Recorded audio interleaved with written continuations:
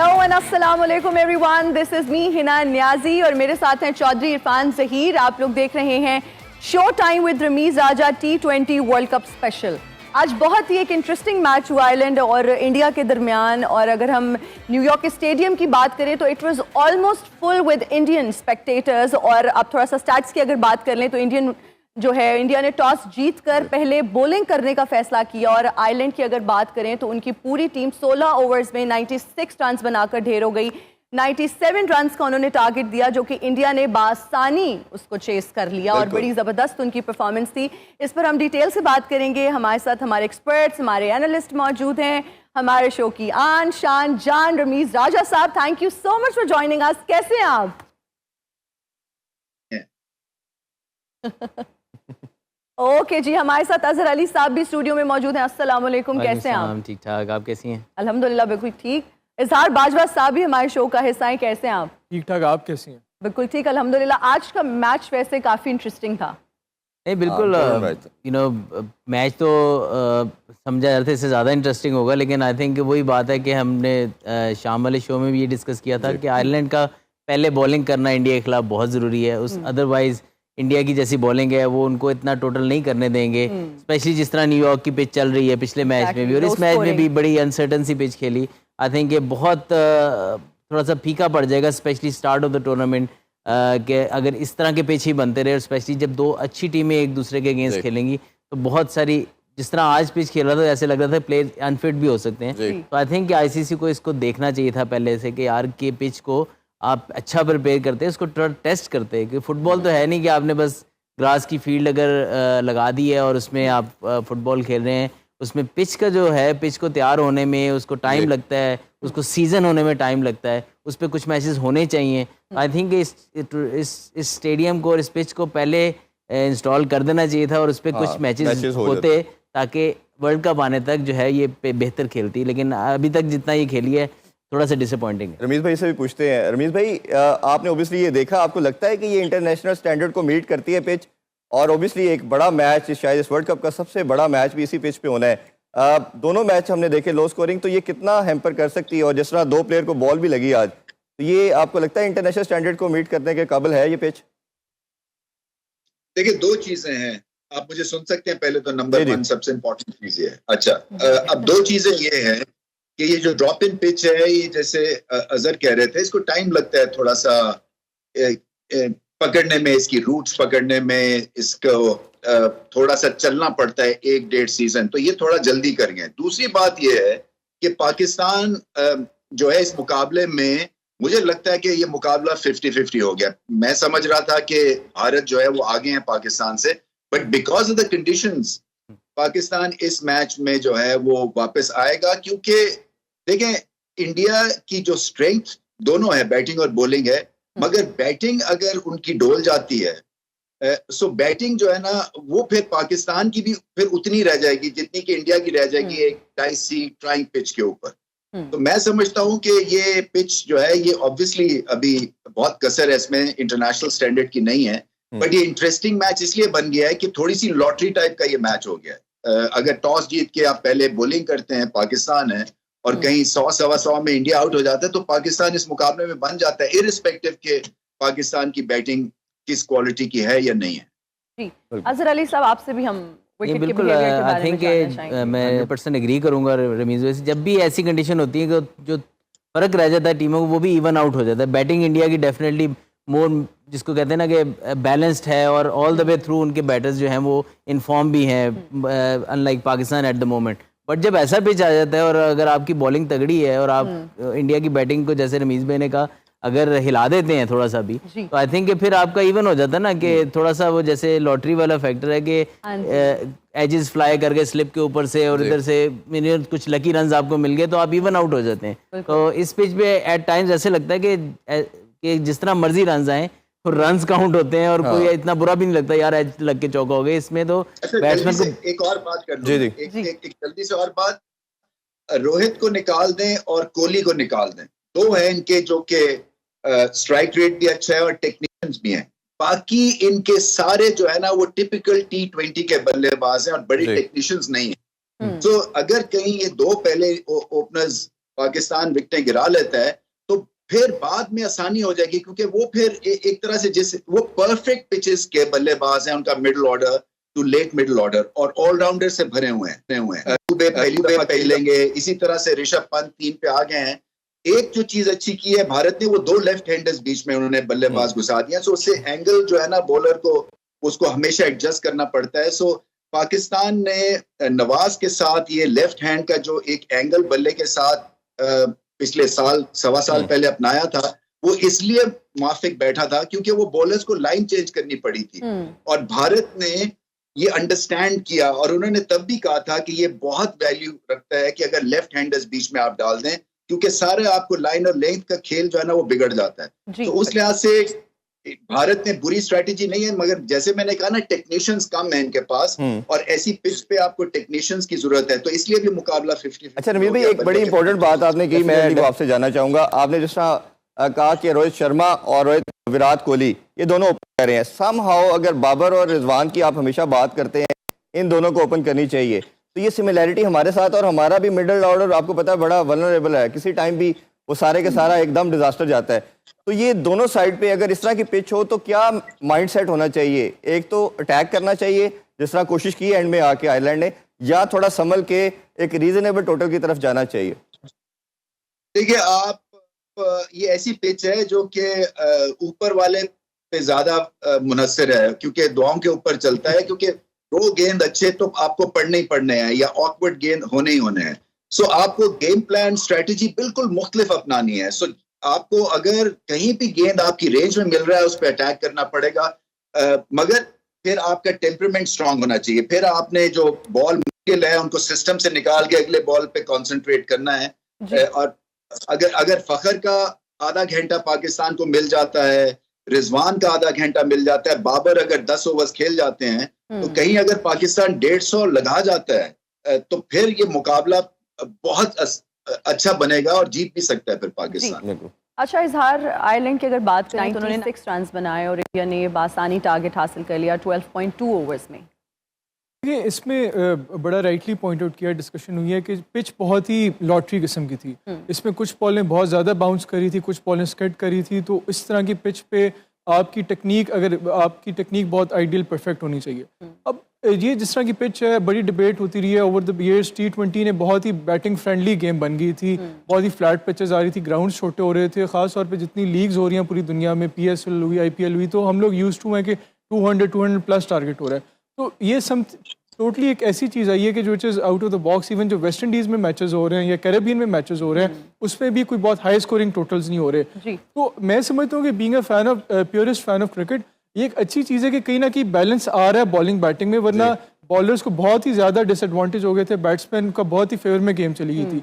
इस तरह की पिच पे मेरे ख्याल में तो कहीं ना कहीं जो टीम्स ग्राउंड में उतरे हैं उन्हें अपनी स्ट्रैटेजी को रीअसेस करना है, गेम अवेयरनेस होनी चाहिए। इस तरह ग्राउंड में जाके नहीं उतरना कि हमने 200 प्लस करना है, बल्कि उन्होंने ग्राउंड में उतर के कंडीशंस को सेस करके उस हिसाब से अपनी स्ट्रैटेजी को दोबारा को उस हिसाब से स्ट्रैटेजी बनानी है। अगर आप इस तरह की पिच पे अगर आप 150 का टारगेट भी रख लो तो उसको भी आप डिफेंड करना या चेज करना सेकंड बैटिंग के लिए मुश्किल हो जाएगा।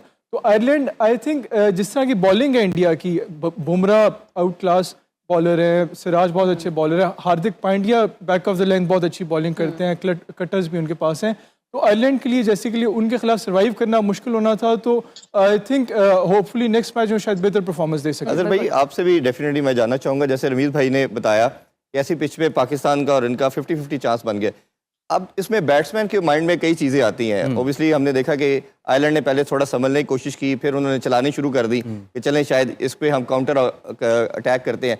जब वेरिएबल बाउंस है, कंसिस्टेंट नहीं है, तो एज ए बैटर आपको क्या लगता है कि क्या अप्रोच होनी चाहिए और क्या आपको सेफ टोटल ऐसी पिच पे एक्सपेक्ट करना चाहिए? आई थिंक हर प्लेयर का एक डिफरेंट मेथड है ऐसी पिच पे खेलने का। कुछ कन्वेंशनल वे में चले जाते हैं कि यार हम थोड़ा सा प्रेशर को ऑब्जॉर्व करें, स्ट्राइक रोटेट करें, थोड़ा फीट आगे पीछे यूज़ करें, बॉलर की लेंथ डिस्टर्ब करें। कुछ होते हैं कि यार जैसे इवन विराट कोहली ने आज 3-4 बॉल नॉर्मल खेल के देखे, उसको लग रहा था कि यहाँ पे नॉर्मल क्रिकेटिंग शॉट नहीं लगेंगे, तो मुझे अटैक करना है बॉलर पे, तो उन्होंने ट्राई किया, अनलकी रहे, थर्ड मैन के हाथ में चली गई। तो हर प्लेयर अपने हिसाब से आई थिंक जो भी वे आउट निकालेगा अपनी स्ट्रेंथ के हिसाब से, एक कोई सेट नहीं है कि यार इस तरह ही खेलेंगे तो यहाँ पे सर्वाइव करेंगे। हर प्लेयर की अपनी स्ट्रेंथ होती है। तो आई फील कि जो अटैक कर सकता है, आई फील कि वो अटैक उसको बैक करना चाहिए अपने आप को। और कोई जो जैसे बाबर है या इवन रिजवान है वो लेके चल सकते हैं इनिंग को, आई थिंक कि वो उसको बैक करेंगे अपने आप को। अगेन अगर आप वो भी करना चाहें तो एट टाइम्स ऐसा फील होता है कि जब तक बॉलर खुद ट्राई ना करे तो इस पिच पे अगर लेंथ सही रखे तो आसान नहीं है बैटर्स के लिए कन्वेंशनल शॉट मारना भी, या कि यार मैं सिंगल भी ले, अब सिंगल लेते भी ऐसा लगता है स्लिप लग जाएगी, इतना सीम सम टाइम हो जाता है। तो एट टाइम्स ना T20 बड़ा ब्रूटल सा फॉर्मेट है जहां स्पेशली इस तरह की पिचेस आ जाए तो। बिल्कुल। रमीज सर, आप ये बताइए, जब हम इंडियन बॉलर्स की बात करते हैं जिसमें हार्दिक भी हैं, जिसमें बुमराह भी हैं, उनकी लाइन एंड लेंथ की अगर हम बात करते हैं तो वेरी इंटेलिजेंट, उनको पता है कि बॉल कहाँ करनी। पाकिस्तान और जब इंडिया का मैच होगा, आप क्या समझते हैं कि हमारे बॉलर्स की क्या स्ट्रेटजी होनी चाहिए और किन बॉलर्स के साथ जाना चाहिए हमारी टीम को? देखें, लेंथ बॉल करना है ना, गुड लेंथ पे ज्यादा गेम गिराने हैं, होश के साथ बॉलिंग करनी है। इमोशंस और स्ट्रैटेजी जो है ना ये इम्पोर्टेंट होते हैं, इसलिए कि पाकिस्तान भारत का मैच हो और इमोशंस एट प्ले ना हो, ये भी बड़ी अजीब बात है। सो मगर उसका एक पॉजिटिव तरीके से जो एनर्जी है और पैशन है और इमोशंस है ना, उसका इस्तेमाल करना है। कई दफा मैं देखता हूं कि हम बहुत ज्यादा आउट हो जाते हैं एज अ बॉलिंग अटैक। एक बॉल में 10 वेरिएशंस 10 तरह से आउट करने की कोशिश करते हैं कई दफा, और बहुत दफा क्रिकेट में आपकी बेसिक्स जो है ना वो आप डेवलप करते हैं और उससे फिर आपको रिजल्ट अच्छे मिलते हैं। सो इवन दो ये 2020 की गेम है, मगर कहीं ना कहीं आपको पॉज लेके at the top of the bowling run up, आपको वहां पे क्लैरिटी ऑफ माइंड चाहिए कि मैंने करना क्या है। ये रोहित शर्मा आए हैं, ये हल्की सी लेंथ को छक्का मार देते हैं स्क्वायर लेग पे, या खड़े खड़े सीधी हिट मार देते हैं, या कट शॉट विड्थ मांगते हैं, तो इनको मैंने बॉल क्या करना है। सो आपको लंबा सांस लेके अपनी कप्तानी आपको खुद करनी है बॉलर्स को खास तौर पे। सो वही तो भाई बॉलिंग नहीं करनी है, एक जगह पे बॉल करने। पता नहीं पिछला मैच आपने यहाँ पे कल देखा या नहीं देखा, ये जो पिच थी ये सिर्फ लेंथ बॉल मांग रही थी, ज्यादा कुछ करने की जरूरत नहीं थी, क्योंकि ये पिचेस पे घास है, थोड़ी सी अनइवननेस है, न्यूयॉर्क में तो बहुत ज्यादा है।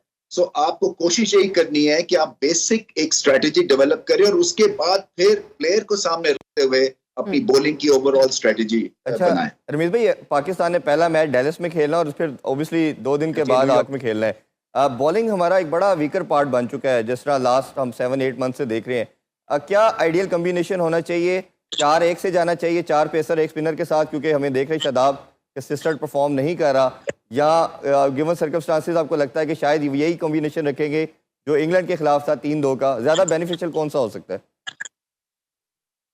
देखिए, डिपेंड करेगा, मुझे नहीं पता इमाद वसीम कितने फिट हैं, मेरे ख्याल से उनका साइड स्ट्रेन है, वो शायद नहीं खेलेंगे ये वाला मैच। तो आपके पास फिर शादाब बच जाते हैं और बाकी एक आधे इफ्तिखार को आपको इस्तेमाल करना पड़ेगा। मैं समझता हूं कि ये पेस फ्रेंडली पिच है यहाँ पे डेलस में। सो कोशिश यही करनी है कि आप फास्ट बॉलर्स के साथ जाएं, लेफ्ट आर्म का कॉम्बिनेशन, लेफ्ट और राइट आर्म का कॉम्बिनेशन है, और अपनी पेस का इस्तेमाल करनी चाहिए पाकिस्तान के, क्योंकि ये जो जैसी मिनोज हैं, हालांकि वो डेंजरस तो हैं, बट वो इतनी एक्स्ट्रा पेस को नहीं खेले हुए हैं। सो पाकिस्तान के पास एक्स्ट्रा पेस का एडवांटेज है। फिर मैं ये कह रहा हूँ कि मुझे यहाँ पे, क्योंकि कंडीशंस अच्छी हैं, आज भी बारिश हुई है वैसे, अगर तो नॉर्मल एक अच्छा सनी डे होता है तो लंबे रन्स यहाँ पे हो सकते हैं, अच्छी पिच है उस लिहाज से। सो पाकिस्तान की आइडियल अपॉर्चुनिटी है लंबे रन्स करें और फिर बॉलिंग पे तवज्जो दें। वो जो हार्ड लेंथ है ना, जो न्यूयॉर्क में जिसका इस्तेमाल इन्होंने करना है, वो यहाँ पे एक्सपेरिमेंट करके देखें। बिल्कुल। अजहर अली साहब, बुमराह की अगर बात करते हैं, जबरदस्त शानदार उन्होंने बॉलिंग की, मैन ऑफ द मैच भी रहे। मोस्ट एक्सपीरियंस बॉलर है इंडिया के। आपकी प्रेडिक्शन भी बाय द वे यहाँ पर मेंशन करना चाहूंगी कि सच साबित हो गई। आप कल ही कह रहे थे कि मैन ऑफ द मैच बनेंगे। ये कोई तोता है फाड़ निकालने वाला, क्या कोई चिड़िया पास है? कैसे मतलब ऑलमोस्ट 99.9% प्रेडिक्शंस थोड़ा सा 90s के पास है, लेकिन तुक्के लग रहे हैं अभी, तुक्के लग रहे हैं, तो इट्स फाइन। समटाइम आपकी प्रेडिक्शन कई दिन सही नहीं होती, तो लकी बस जो जेन में आ रहा है नाम बोली जा रहा हूँ। बट आई थिंक जिस तरीके से वो पिछले 4-5 साल से इंजरी ना होती तो मतलब लीडिंग विकेट टेकर जा रहे थे ऑलमोस्ट तमाम फॉर्मेट्स में। But you know season campaigner experience फ़ौरन से पता लग जाता है। इवन कि अगर 50 ओवर वर्ल्ड कप में इनकी बॉलिंग जो थी आफ्टर इंजरी, एशिया कप आए और उसके बाद वर्ल्ड कप में जिस तरह से इन्होंने बॉल को स्विंग किया और लेंथ कंट्रोल के साथ, आई थिंक ऐसा बॉलर आपके पास हो तो हमेशा you know as a captain आप बड़ा कॉन्फिडेंट फील करते हो यार, चाहे नया बॉल हो चाहे डेथ बॉलिंग हो, आपके पास ऐसा बॉलर है जिस पे आप रिलाई कर सकते हो। तो I think again specially against Ireland always felt के Bumrah you know man of the match होने के पूरे चांसेस होते हैं उनके। इजहार आप भी ज़रूर इसमें ऐड करें कि इंडियन बॉलर जिस तरह परफॉर्मेंस देखी, कोई भी आता है किसी भी तरह हम देखते हैं इंजरी के बाद वो उतनी लीथल नज़र आता है एज कम्पेरेटिव पाकिस्तान। कोई भी हमारा नसीम देख लें, शाहीन देख लें, जितने भी वापस आए, आरिस देख लें, वो उस तरह के इफेक्टिव नहीं होते। तो ये क्या माइंडसेट है, क्या गेम प्लानिंग है, क्या फिटनेस लेवल है कि ये वापस आते हैं और उसी तरह परफॉर्म करते हैं? देखिए जो सबसे इम्पॉर्टेंट चीज़ मुझे लग रही है इंडियन बॉलर्स में, उनकी क्रिकेटिंग इंटेलिजेंस है। हर फॉर्मेट में, हर ग्राउंड में, हर सिचुएशन में, कंडीशंस के मुताबिक वो अपनी स्ट्रैटेजी को ऑल्टर करते हैं। इस तरह आज का ग्राउंड था, इस तरह की पिच थी कि जहाँ पे आपको ज़्यादा कुछ करने की ज़रूरत नहीं थी। आपने जो पिच की नेचुरल वेरिएशंस है उससे फ़ायदा उठाना था और राइट एरियाज़ में पिच करना था। और साथ ही साथ इनके पास स्किल्स भी है हर तरह की, slow back of the length slow ball करा लेते हैं, बुमराह है स्विंग करा लेते हैं, हर दोनों साइडों पे स्विंग कर लेते हैं, और पेस करना पड़े तो शॉर्ट पिच कर, तो इनके पास एक तो हर तरह की स्किल बढ़ गए। और साथ ही साथ जो कंडीशंस होते हैं फॉर्मेट टेस्ट मैच के लिए डिफरेंट जो रिक्वायरमेंट है उस हिसाब से अपनी स्ट्रैटेजी को ऑल्टर करते हैं। ओडीआई के लिए जो डिफरेंट रिक्वायरमेंट है, पावर प्ले में डिफरेंट तरह की बॉलिंग रिक्वायरमेंट होती है, back of the death overs में डिफरेंट रिक्वायरमेंट होती है। तो उस हिसाब से इनमें ये इंटेलिजेंस है कि गेम अवेयरनेस है कि हमने किस ग्राउंड में, किस फॉर्मेट में, किस कंडीशन में किस तरह की बॉलिंग करानी है। तो आज भी उन्होंने कंडीशंस को फुली एक्सप्लॉइट किया और यही कहीं ना कहीं जो इनकी मैनेजमेंट है, जो उनको बैकरूम स्टाफ है, इस चीज़ में उन्हें सही तरह असिस्ट करने में कामयाब हो रहा है। बिल्कुल बिल्कुल। रमीज भाई से भी शामिल करते हैं। फिटनेस के ऊपर मैं अगर ऐड कर सकूं कि जो इंडियन प्लेयर्स आ रहे हैं या कोई भी दुनिया के प्लेयर जब वापस आते हैं तो वो अपने ऑलमोस्ट पीक पे वापस आते हैं जैसे वो छोड़ के गए होते हैं। वो है कि एक साइंटिफिकली उनको रिहैब कराया जाता है, उनकी इंजरीज को प्रॉपर्ली देखा जाता है। हमने कभी इस तरफ सोचा ही नहीं है कि हम पाकिस्तान में ऐसी फैसिलिटी अपने जो क्रिकेट एक हमारी बेस्ट स्पोर्ट्स है जिसमें हम सबसे ज़्यादा अर्न भी करते हैं, उसमें अगर हमारे पास बेस्ट फैसिलिटी नहीं है अपने प्लेयर को एक तो इंजरी से पहले बचाने के लिए, और अगर इंजरी हो जाती है तो उनको दोबारा फील्ड में लेके जाने के लिए, रिहैब करने के लिए, या उनकी जो भी सर्जरी वगैरह जो भी उनकी अल्लाह ना करे अगर उसकी ज़रूरत हो। लेकिन हमने किसी भी टाइम पे इस पे इन्वेस्ट नहीं किया। हमने इसको ऐसा फैक्टर छोड़ा हुआ है कि यार ये इंजरी हुई क्यों है। इंजरी हर स्पोर्ट्स पर्सन को हो सकती है, लेकिन आपने हम तमाम क्रिकेट बोर्ड्स आए, मेरा नहीं ख्याल है कि किसी ने भी प्रॉपर तरीके से हम ये कभी सोचा है कि यार हमारा जो नेशनल क्रिकेट एकेडमी है, क्या हमने उधर इतनी बड़ी फैसिलिटी बनाई है जहाँ पे एटलीस्ट हमारे इंटरनेशनल प्लेयर तो प्रॉपरली ठीक हो गए हैं। हम बस ये है कि बस प्लेयर ठीक हो गए, गुजारे लायक अगर टीम वापस आ जाता है तो हम उसमें खुश होते हैं कि भाई आ गया है। रमीज भाई से पूछते हैं, रमीज भाई आप जब चेयरमैन थे आपने भी इस पे काफ़ी आई एम श्योर चीज़ें कर रहे थे, रिहैब सेंटर के हवाले से, एकेडमी के हवाले से भी, और मोहसिन नकवी साहब से भी अभी मैंने रिसेंट प्रेस कॉन्फ्रेंस में यही क्वेश्चन किया, ये कितना नेसेसिटी है हमारे इस एक ही स्पोर्ट बचती है, एक ही प्राइम स्पोर्ट है, और इन प्लेयर को बचाने के लिहाज से आप क्या समझते हैं? एक तो रीज़न के हवाले से बताइए और इस पर क्या चीज़ें हम कर सकते हैं। देखिए कोई क्रिकेट का चेयरमैन लंबे अरसे थोड़ा सा रहेगा तो फिर उसकी स्ट्रेटेजाइज कर सकता है ना।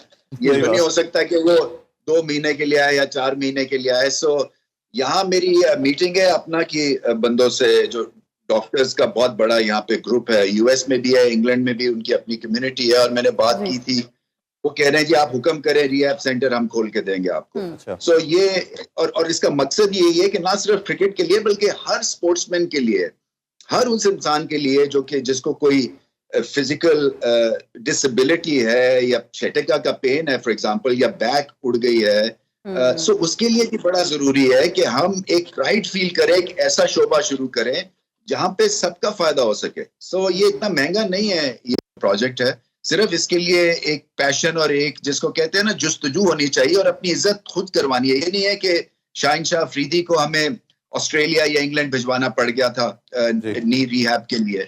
ये पाकिस्तान में फैसिलिटीज होनी चाहिए थी और बहुत करीब था मैं ये करने के लिए। उसके तो मैं ये समझता हूँ कि ऐसी चीजें जब तक नहीं होंगी आपकी गेम जो है ना वो आगे प्रोग्रेस नहीं हो सकती है। बिल्कुल राइटली सेड सर, आप बिल्कुल सही कह रहे हैं कि जब तक ये चीज़ें पाकिस्तान में नहीं होंगी और हमारे पास ये फैसिलिटीज़ नहीं होंगी, पाकिस्तान की उस तरह से कैसे आगे बढ़ेगी और हम कैसे जाके इंटरनेशनली रिप्रेजेंट करेंगे, और फिर हम बाद में अपने प्लेयर्स को ही ब्लेम कर रहे होते हैं कि जी फिजिकली फिट नहीं है। नाज़रीन, अभी लेंगे एक ब्रेक, हाजिर होंगे ब्रेक के बाद। देखते रहिए show time with Rameez Raja T20 world cup special.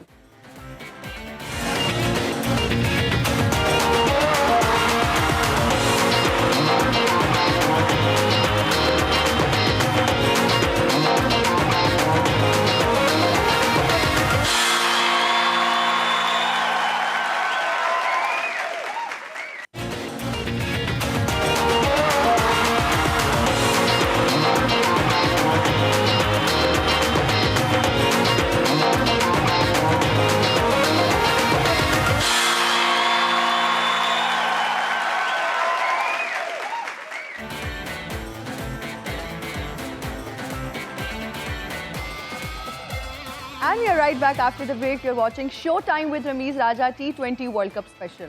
Azhar साहब, जब हम रोहित शर्मा की इनिंग्स की बात करते हैं, started off really well, 52 run उन्होंने बनाए और फिर रिटायर्ड हर्ट हो गए। जिस तरह से हम बात भी कर रहे थे कि पिच जो है वो उस पर वेरिएबल बाउंस है। नहीं, बहुत क्रेजियस इनिंग्स थी आई बिलीव, और आई थिंक यहाँ पे एक्सपीरियंस काम आता है। उन्होंने बैलेंस रखा बिटवीन वो जो कहते हैं थोड़ा सा एब्जॉर्ब भी किया प्रेशर और फिर अटैक भी किया, और लेंथ देखिए जो भी बॉल फुल था उस पर वो फुल अटैक कर रहे थे। तो आई फील कि जिस तरह की उन्होंने अपना 50 ओवर में भी रोल रखा था कि वो अटैक कर रहे थे, आते ही वो 40-50 तेज रन बना के वो आउट होके चले भी जाते थे, एक जो है ना किक स्टार्ट दे देते थे अपनी इनिंग को। आई थिंक इस वर्ल्ड T20 में भी उनका यही अपना रोल रखेंगे वो। लेकिन अगेन उनके पास टाइम बहुत ज़्यादा होता है। जब भी वो शॉट्स खेलते हैं ऐसे लग रहा था उनके पास एक्स्ट्रा टाइम है, और बड़े इत्मीनान के साथ कई दफ़ा पुल शॉट मारते हैं, हालांकि 145 150 के ऊपर बॉल हो रहा होता है। तो इस तरह की पिच पे अगर आपके पास टाइम है ज़्यादा, तो आपको एक एक्स्ट्रा एडवांटेज होता है कि आप बेहतर डिसीजंस कर सकते हैं, शॉट सिलेक्शंस बेहतर कर सकते हैं। जी इजहार भाई, आपसे भी अगर डिस्कस करें तो परफॉर्मेंस हमें लगता था जैसे स्कॉटलैंड ने बड़ा अच्छा परफॉर्म कल किया था। पहले बैटिंग करने वाला मसला हमें नज़र आ रहा है ऐसी पिचेस पे ख़ास तौर पे कि आप बड़ा टोटल नहीं लगा पाते। तो ये जो माइंडसेट है, अब उसमें अब टॉस ऑब्वियसली आपके कंट्रोल में नहीं है, बट ये परफॉर्मेंस आपको क्या लगता है कि जो आगे बकिया मैचेस आयरलैंड के लिए उनको अफेक्ट करेगी? डेफिनेटली ये जिस तरह की परफॉर्मेंस है, हम एक्सपेक्ट करे थे कि आयरलैंड का run in to the tournament काफ़ी इनकरेजिंग था। उन्होंने पाकिस्तान के खिलाफ एक अच्छी सीरीज़ खेली, फिर बाद में जो उनकी ट्राई सीरीज़ हुई थी स्कॉटलैंड और नीदरलैंड के साथ, उसमें उन्होंने भी टॉप किया था, वो भी वो जीते थे। तो इस हवाले से हम एक्सपेक्ट कर रहे थे कि आयरलैंड ज़्यादा मुश्किल टफ टाइम देगा इंडिया को।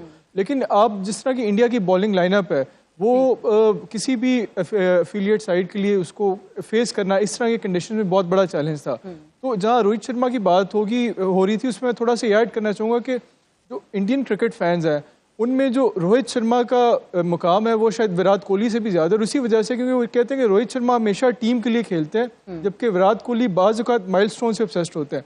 तो और रोहित शर्मा की जो गेम होती है एज ए टेलिसमैन, जो वो एक टोन सेट करते हैं इंडिया के लिए, उससे इंडिया की टीम को बड़ा फ़ायदा होता है। तो आज भी हमने देखा कि उन्होंने एक अटैकिंग क्रिकेट खेली, लेकिन कोहली को भी बाज़ औक़ात जो क्रेडिट देना चाहिए कि वो अभी भी इस स्टेज अपनी कैरियर में अभी भी वो अपने आप को इवॉल्व करें, और उन पे जो क्रिटिसिज्म फेस किया जा रहा है कि शायद उनका जो अप्रोच T20 के रिक्वायरमेंट से कंजर्वेटिव होता है। लेकिन उन्होंने रिसेंटली IPL में भी अपनी गेम को अटैकिंग इम्प्रूव करने की कोशिश की है, अटैकिंग की तरफ ज़्यादा अटैकिंग क्रिकेट खेलने की कोशिश करें। आज भी हमने देखा कि खेलने की कोशिश करें। तो इंडिया की जिस तरह की टीम है, उस हवाले से आयरलैंड से हम एक्सपेक्ट तो कर सकते थे, लेकिन बाज़ का जो क्लास है इट ऑलवेज शोज। रमीज भाई से मेरा ख्याल है ये जानना चाहिए, रमीज भाई अगर हम देखें इंडिया ने 2013 के बाद कोई इंटरनेशनल इवेंट नहीं जीता, it has been almost more than 11 years, but उनकी जो सक्सेस नज़र आ रही है हमेशा रैंकिंग में वो टॉप 3 में रहते हैं, चाहे ओडीआई की बात करें, टेस्ट की, T20 की। बॉलिंग ने बहुत एक सिग्निफिकेंट रोल प्ले किया है।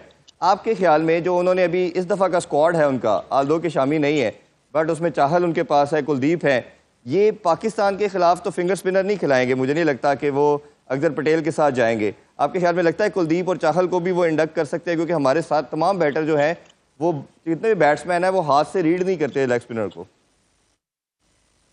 देखिए, इन्होंने जो स्क्वाड बनाया है ना, ये 2 कॉन्टिनेंट्स का बनाया है। एक कैरिबियन के लिए स्क्वाड है ये, और एक यूएस के लिए। तो यहाँ पे पेस के थ्रू हमला करेंगे। कैरिबियन में आपको चाहल भी दिखेंगे, कुलदीप भी दिखेंगे। वो जैसे हम पहले बात कर रहे थे कि इनका जो सेमीफाइनल है, रिस्पेक्टिव चाहे ये नंबर 4 पे हो या नंबर 1 पे हो, वो गयाना में ही है। सो गयाना के टर्नर है वहां पे। सो पूरी तरह से तैयारी करके आए हैं। फिर न्यूयॉर्क में पाकिस्तान से पहले इस मैच के थ्रू ये एक्लेमेटाइज हो गए हैं। तो पाकिस्तान यहाँ पे हैं, फिर लंबी फ्लाइट पकड़ के न्यूयॉर्क पहुंचेंगे और अगले दिन इनकी पेशी है। सो इस लिहाज से बेटर इक्विप्ड हैं from planning point of view, from venue point of view, कि उन्होंने स्क्वाड अपना बेहतरीन पिक किया है।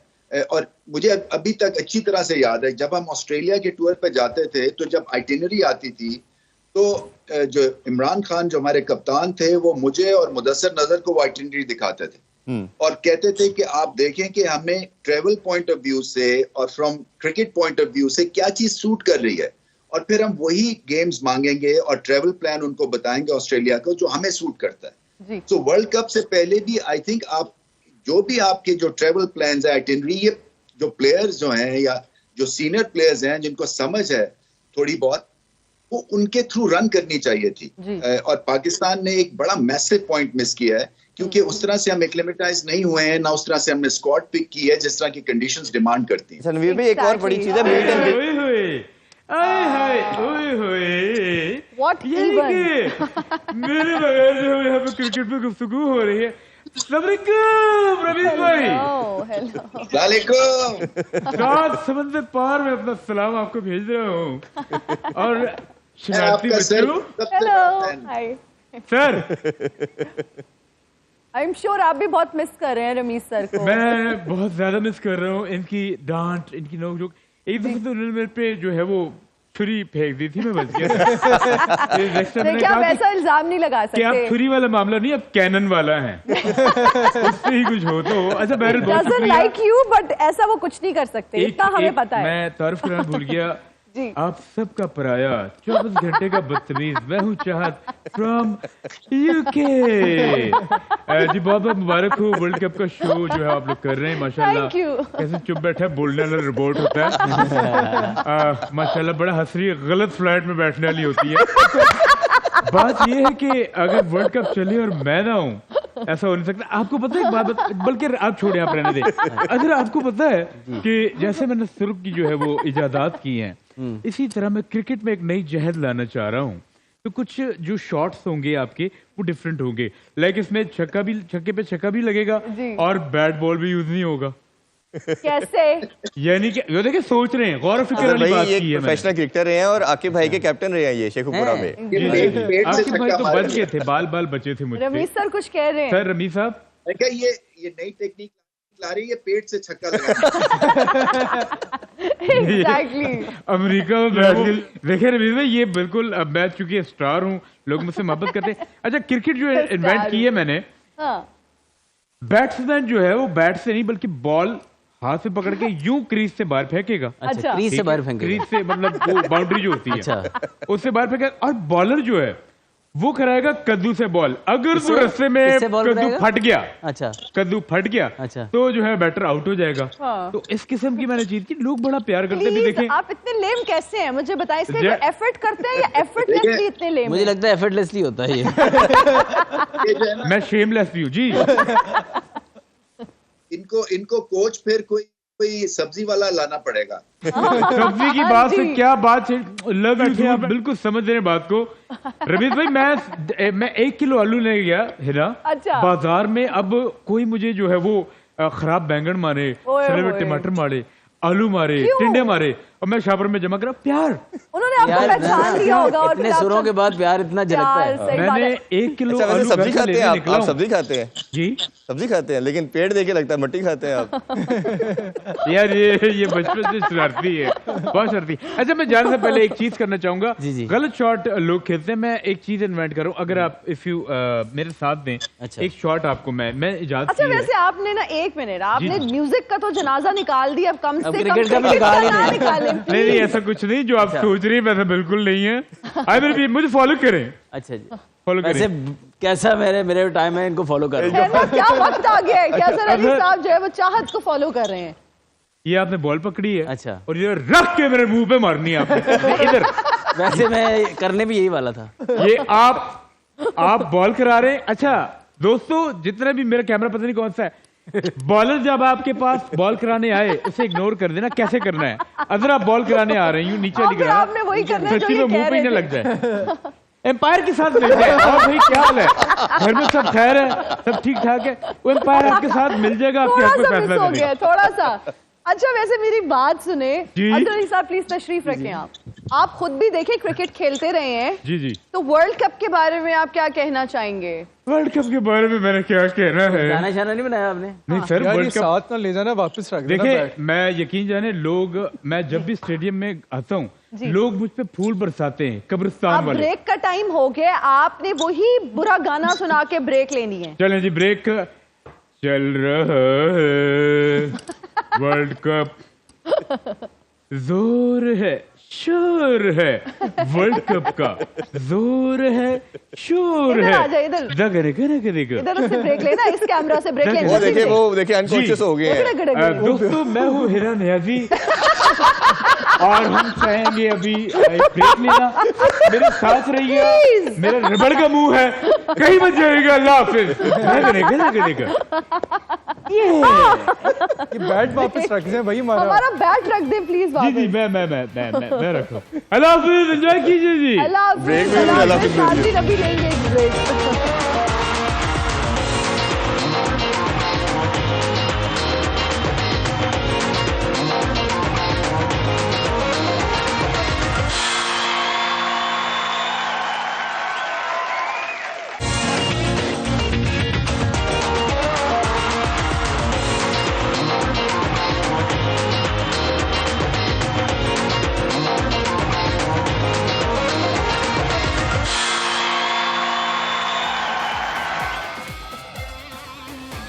once again welcome back.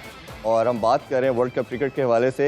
है ना, कल 3 मैच खेले जाएंगे। ऑब्वियसली पहला मैच हमें देगा PNG और युगांडा के दरमियान खेला जाएगा, सेकंड ऑस्ट्रेलिया वर्सेस ओमान होगा, और तीसरा पाकिस्तान और USA के अगेंस्ट खेला जाएगा। बिल्कुल, और उम्मीद है हमारी कि जो बड़े- सारी नजरें वैसे तो तीनों मैचेस पर है, लेकिन सबसे ज्यादा जो एक्साइटमेंट है, और हम बहुत ज्यादा नर्वस भी हैं यहाँ बैठ के कि पता नहीं क्या बनेगा। तो रमीज सर, आप बताइए, कल US का और पाकिस्तान का मैच होने वाला है। USA पहले जो अपना मैच खेले हैं वो जीत चुके हैं, और उनका मोराल जो है वो बेहतर होगा पाकिस्तान के साथ अगर कंपैरिजन किया जाए, क्योंकि वो सीरीज हार के आए हैं पाकिस्तान, और पहला उनका कल मैच है। तो क्या एक्सपेक्टेशंस हैं आपकी? देखिए, कल हम हिस्ट्री लिखने वाले हैं, हम US को हरा देंगे। ये बड़ी अच्छी एक मीम बनी है रमीज भाई, एक बड़ी अच्छी पाकिस्तान में मीम है कि क्या पाकिस्तान टॉस उनसे पूछेगा नहीं कि आप क्या करना चाहते हैं। क्योंकि हमारी चीज में वैसे क्रिकेट फील्ड में जो है ना हालात थोड़े से मुख्तलिफ होंगे। मुख्तलिफ है। हम बॉस करेंगे। हाँ जी, हाँ जी, इंशाल्लाह। में हम उनसे पूछते हैं। नहीं, देखिए, कोई भी मैच इजी नहीं लेना। असल में जो सबसे डेंजरस टीम्स है ना, ये मिनोज ही हैं, आपके जो एफिलिएट मेंबर्स हैं, या जो अभी ज्यादा एक्सपोजर नहीं, क्योंकि वो नथिंग टू लूज वाली बात होती है ना, तो वो बिल्कुल पड़ जाते हैं फिर। और फिर आपकी एनालिसिस भी ज्यादा नहीं होते ऐसी टीम्स के खिलाफ के कौन प्लेयर कहाँ पे उसकी स्ट्रेंथ और वीकनेसेस हैं। But anyway, I think Pakistan को अपने आप को बैक करना, जैसे भारत ने आज मैच जीता है, वन साइडेड अफेयर बनाना बनेगा इंशाल्लाह। इंशाल्लाह। भाई, एक मीट एंड ग्रीट का सेशन हुआ है और पूरे पाकिस्तान में उस पर बहुत बात हो रही है। एक तो आप कैसे समझते हैं, क्या वर्ल्ड कप से एक दिन पहले या 2 दिन पहले ऐसा होना चाहिए, और ये प्लेयर का फोकस के लिए क्या डिस्टर्ब करता है उनको, या आपके ख्याल में ये नॉर्मल चीज है किसी और का, क्योंकि देखा नहीं हमने किसी और टीम का? देखिए, ये अजहर अली आपको बेहतर बता सकेंगे, क्योंकि ये रिसेंटली इस एनवायरनमेंट से होके आए हुए हैं। क्योंकि ये हमारे जमाने में तो क्या मतलब है, कोई पॉसिबिलिटी नहीं थी इस चीज की, इसलिए कि आप आए हैं, आप एक कैंपेन, एक मिशन है जी, और वो मिशन क्या है, वर्ल्ड कप जीतना है आपने। सो उसमें डिस्ट्रैक्शंस ये नहीं है कि आप बोर हो गए हैं, या आपने अपने ऊपर जो है वो टिकट लगा दी है और फिर आप जो है वो रोडियो शो देखने चले गए हुए हैं। मतलब है 92 वर्ल्ड कप में कोई चांस ही नहीं था कि इस तरह की कोई चीज करते। जो भी गैप डेज आते थे वो सिर्फ प्रैक्टिस हो रही होती थी, चाहे वो ऑप्शनल हो चाहे वो पक्की हो, मगर प्रैक्टिस थी। क्रिकेट के इर्द गिर्द जो है ना एनवायरनमेंट क्रिएट और एक बबल क्रिएट होता है, और ग्रेटनेस अचीव करने के लिए आपको उस बबल में रहना पड़ता है। सो मेरी तो ये समझ से बाहर है। अगर मैं इस पोजीशन में होता कि अगर मुझ पे ये आता कि जी इस तरह से प्लेस करने चाहते हैं, तो कभी इजाजत ना देता। वालेकुम अस्सलाम शेरी रहमान साहिबा। वालेकुम अस्सलाम। वालेकुम। रमीज, आपको किसने कह दिया कि एक सेट पे एक वक्त में एक बंदा ही ऐनक लगा सकता है? प्लीज ग्लासेस दोबारा पहनिए। 3 ने लगाई हुई है वैसे, एक और ने भी लगाई हुई है। ओ बाजवा साहब, कैसा? ठीक ठाक, क्या? बेहतरीन। आप कैसी हैं? हाँ। आपने नून गुनने की ज्यादा प्रैक्टिस कर ली थी। Oh my God. If I'm not wrong, he's otherly. जी जी ऐसा बिल्कुल। मुझे लग रहा था कि पहले और इन्होंने मेरे मुझे नाम कहीं में देखा नून हुआ नहीं है। आता। मेरे नाम में नून नहीं आता। साहब, मैंने एक चीज नोट किया कि जब भी कोई सियासत में आया जी तो उसने हमेशा वुमेन एम्पावरमेंट की बात की है, अच्छा, हम आप women लेकिन मैं हमेशा मैन एम्पावरमेंट की मैं बात करती हूँ। देखिए मेरी बात सुने, जी अगर हिना एक लड़की होगी जी खुलेआम पैंट शर्ट पहन के घूम सकती है, जी तो इरफान फ्रॉक पहन के क्यों नहीं घूम सकता? वेरी वैलिड, बहुत सही वैलिड पॉइंट है। नेक्स्ट टाइम लेके आना, ट्राई करेंगे। अच्छा आज वैसे, मैं बाद में शेरी साहिबा, मैं ये जानना चाहती हूँ कि खवातीन की आप जिस तरह से बात करिए, आपको क्या लगता है खवातीन ज्यादा ईमानदार होती हैं या मर्द हजरात? देखिए मुझे लगता है कि औरत ज्यादा ईमानदार होती है। क्योंकि देखो औरत जो है वो कोई भी चीज है, ओ माय गॉड, रमीज को मुझे लगता है कुछ छिपकली नजर आ गई है। अच्छा, आपको ही देख रहे हैं वैसे अभी। ओ हाँ रमेश, तो मैं कह रही थी कि औरत जो है अगर वो हमेशा अपनी जिंदगी में हर चीज डबल करके वापस करती है, वो चाहे इज्जत हो, खुशी हो, कोई भी चीज हो। सही बात लेकिन है। मेरे ख्याल से ही ना इजी लोड हमने कभी वापस नहीं है किया, ना? है ना? करना भी नहीं चाहिए। वैसे एक सच बात बताओ, आज तुमने कितना इजी लोड कमा लिया? कितना इजी लोड कमा लिया होगा। ये देखो ये हमारी तो आप इतना ज्यादा कमा लिए कि बता नहीं सकती। नहीं नहीं नहीं, मैं इस इजी लोड की मार नहीं गई, मैं इस इजी लोड की मैं भी उस मुझे easy load की बात अगर कर तो रही कोई हूँ। कहे आता है, अगर कोई कहे कि इजी लोड कमाने में कोई मेहनत नहीं होती तो ये गलत गलत है, वही सही गलत बात है। गलत है। चिकनी चुपड़ी बातें करनी पड़ती है, अगले के पतीले जैसे मुंह की तारीफ करनी पड़ती है। अच्छा मेरी बात सुने, आप सियासत में भी इतनी इन हैं, घर भी आप चलाती हैं, कैसे फिर मैनेज कैसे करती हैं? देखो मेरी बात सुनो, ये सियासत ही है जो मैं बहुत अच्छी चला रही हूँ। घर में मेरे माशाल्लाह से हस्बैंड हैं, बच्चे हैं, लेकिन उसके बावजूद मैं घर में सबसे ज्यादा करीब सिर्फ चार्जिंग पॉइंट के हूँ। क्योंकि आजकल समाज इतने मसरूफ है। आप भी चार्जिंग पे चलती हैं? आप भी चार्जिंग पे चलती हैं? नहीं, मुझे लगता तुम चलते हो। अच्छा वैसे मैं देख रही थी माशाल्लाह से 3 बल्कि नहीं 4 हट्टे कट्टे मर्द बैठे ये शो चला रहे हैं और क्रिकेट पर बहस कर रहे हैं। हालांकि मर्दों का है ना जो फेवरेट टॉपिक होता है, उनके पास 2 ही मौजू होते हैं। हाँ जी एक शादी और दूसरा दूसरी शादी। मैं हैरान हूँ। Good one. हाँ गुड वन। आज जमीन होते थे तो ऐसे करते थे। यादों को ताज़ा करें। बिल्कुल ठीक हो गया, बहुत शुक्रिया, बहुत अच्छा लगा आप हमारे Thank शो you का so हिस्सा much. बनी। रमीज सर आपका बहुत शुक्रिया, thank you so much for joining us. Azhar Ali साहब आपका बहुत शुक्रिया, इजहार बाजवा साहब आपका भी शुक्रिया, इरफान साहब और मेरा भी शुक्रिया। अब मेरा शुक्रिया कोई नहीं करेगा। आपका सबसे पहले मैम मैंने शुक्रिया Thank you. अच्छा वैसे अगर आप आज का प्रोग्राम क्लोज कर लेना तो मजा ही आ जाए। मेरा कैमरा कौन है? ये वाला। सारे आपके हैं। इन्हें तुम लोगों को काटना पड़ेगा। हाँ जी, आप यहाँ आप मेरी कुर्सी पे बैठ जाएं। हाँ बड़ी ये बात। आप प्लीज हैव अ सीट। बल्कि मुझे मेरा लगता है माइक तुम यहाँ। इरफान परफ्यूम लगाया तो वो बहाने से उठी है। अच्छा हो चलो आ जाओ, देखा साथ से बर्दाश्त नहीं आता तो मैं आप प्लीज जल्दी से क्लोज कर दें, अल्लाह हाफिज बोल दें। मैं आपसे कहना चाह रही हूँ, मैं आप सबके अपनी शायरान इस शो को 4 चांद लगाने में आपका बहुत बड़ा हाथ है, क्योंकि इन लोगों को सिर्फ आप लोग ही बर्दाश्त कर सकते हैं। इसी के साथ आज के शो में मैं आप सबका शुक्रिया अल्लाह हाफ़िज़। अल्लाह हाफिज।